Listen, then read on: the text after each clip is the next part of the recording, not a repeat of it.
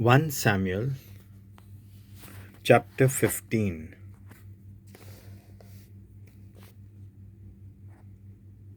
Amalekita ad povitr. सामुएलान सावलूक सांगलें, हांवूच तो तूं इस्रायल पोरजेचो राजा जावंक तुका मागूंक धाडलोलो तो. आतां सर्वेस्पोर कितें सांगता तें आयक. दोलबारांचो सर्वेस्पोर अशें म्हणटा, इजिप्तांतली भायस सोदतना इस्रायल पोरजे आड केल्ल्या कर्तुत्वांची अमेलेकारांक हांव सुटका दितलों. आनी आतां वच आनी अमालेकितांचेर गोरी घाल आनी तांचे कडेन आसा तितल्याय चोय नास कोर आनी कोणाकूच सोडी नाका. तांच्या दादल्यांक, बायलांक आनी भुरग्यांक, तेच परी तांच्या गोरवांक, वासरांक, गाडवांक, उंटांक जिवी मारून उडय. सावलून आपले फौजेक तेलेमांत एकठांय करून तिची तपासणी केली. ते सगळे मेळून इस्रायलचे 20,000 सैनीक आनी जुडेयांतले 10,000 सैनीक आसले. अमेलेकाच्या शारांत आयलो आनी फालक्यान लिपून रावलो. ताणें केनीतकारांक शिडकावणी धाडली, इस्रायल पोरजेक इजिप्तांत थावन येताना तुमी मोयपास दाखयलो.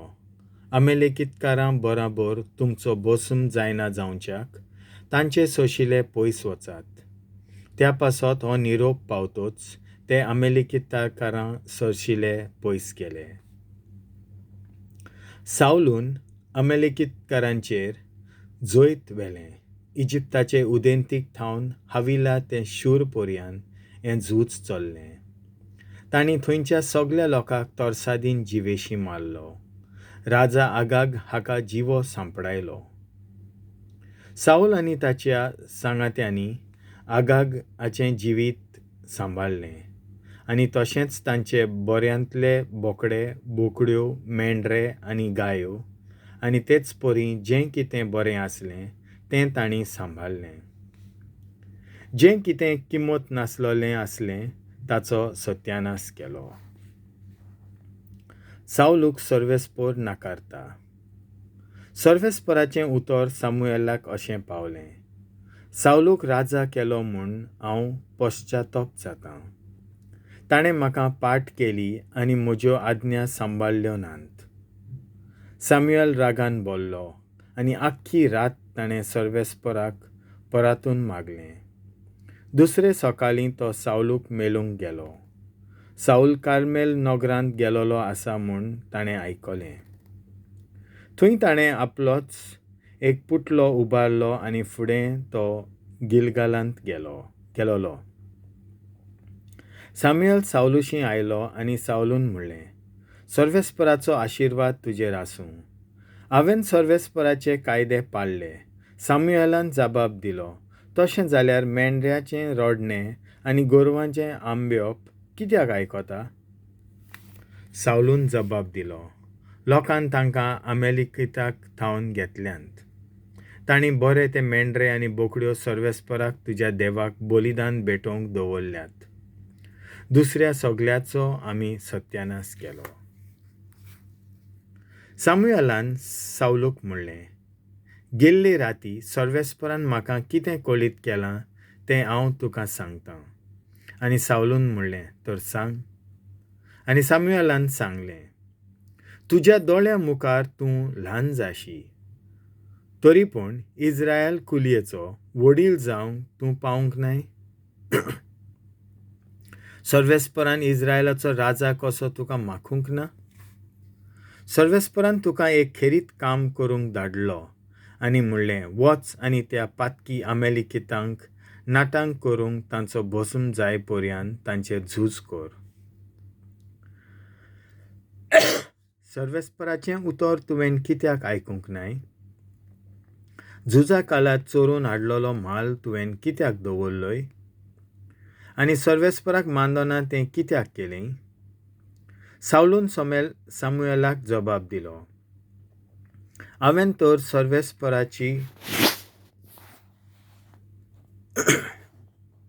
सर्वेस्पराचें उतर आयकलांच आनी म्हज्या हातांत संपून दिल्लें काम हांवें शाती पावयलें. आगाकाक अमेलिकेतांच्या राजाक हांवें धरून हाडलो आनी अमेलिकेतांचो भस्म केलो. पूण पोज्जेन जाल्यार लुटीच्या म्हालांतल्यो भस्म करूंक दोवरलेल्यो बऱ्यांतल्यो बऱ्यो वस्तू काडून व्हेल्यो. मुणगे शेल्यो आनी बैल आनी तेंय जाल्यार गिलगाला सोर्वेस्परा तुज्या देवाक तांचो योद्न करूंक भेटोवंक. सामुएलान विचारलें, सोर्वेस्पराक कितें मानता? आपलें उतर आयकलें ओम आनी योद्न परस आज्ञा पाळप अदीक बरें.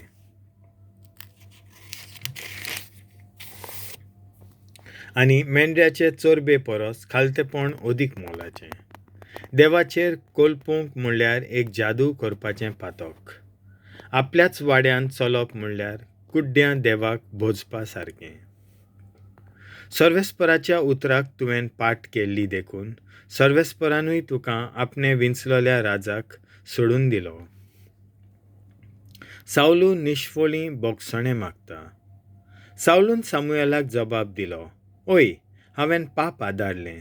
सर्वेस्पराचे आज्ञेचेर आनी तुजे शिकवणेचेर हांव आड गेलों. म्हाका म्हज्या सांगात्यांची भिरांत दिसलोली, देखून ते कितें कोत्ताले तें तांकां हांवें करूंक दिलें. पूण आतां हांव तुका परतां. सर्वेस्पराची हांवें पुजा करचे खातीर म्हजें पातक भोगोस आनी म्हजे बरोबर परत ये. सामुएलान जबाब दिलो, हांव परत तुजे बरोबर येवचो ना, कित्याक तुवें सर्वेस्पराचो हुकूम नाकारलोय आनी ताणें तुका इस्रायलाचो राजा म्हणून नाकारलो. तेन्ना सॅम्युएल आपले वाटेन वचूंक परतलो, पूण सावलून ताच्या आंगावल्याक हात घालो आनी तो पिंजून उडयलो. सामुएलान ताका म्हणलें, सर्वेस्परान आयज तुका इस्रायलांतले राजवटकेंतलो काडून उडयलो आनी तें राज तुजे परस बरो आसलोल्या दुसऱ्या कोणाच्या हातांनी दिलें. इस्रायलाचो मोहिमेवंत देव फटयना वो म्हूण बोल्ली ना. आपलें मन बदलूंक तो एक मनीस न्हय. सावलून जबाब दिलो, हांवें पाप आदारलें, पूण इस्रायलकार म्हजे पोरजेच्या जाणट्या मुखार आनी इस्रायला मुखार म्हजो मान राख म्हूण मागतां. सर्वेस्परा तुज्या देवाची पुजा करचे खातीर म्हजे बरोबर परत यो. तर सॅम्युएल ताच्या बरोबर परत गेलो आनी सावलून सर्वेस्पराची पुजा केली. आगागाचें मरण. सामुएलान हुकूम दिलो, अमालेकितांच्या राजा आगागाक म्हजेशी हाडात. आगाग ताचे फुड्यांत आयलो. मरण कितलें म्हूण कोडू अशें चिंतीत वयर सकल जावन आगाग ताचेशी आयलो. सामुएलान म्हणलें, जशें तुजे तरवारीन तुवें जायत्या आवयांक भुरगीं नासलोल्यो केल्याय, तर आतां तुजी आवय भुरगें नासलोली जातली.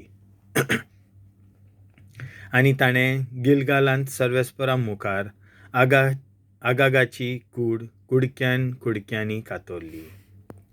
तेन्ना सॅम्युएल रामांत गेलो आनी साऊल आपल्या घरा सावलूच्या जिब्यांत गेलो. सॅम्युएल जिवो आसोपर्यंत ताणें केन्नाच आपली नदर सावलूचेर घालूंक ना. तरी पूण सामुएलान सावलू पासत दूख केलें.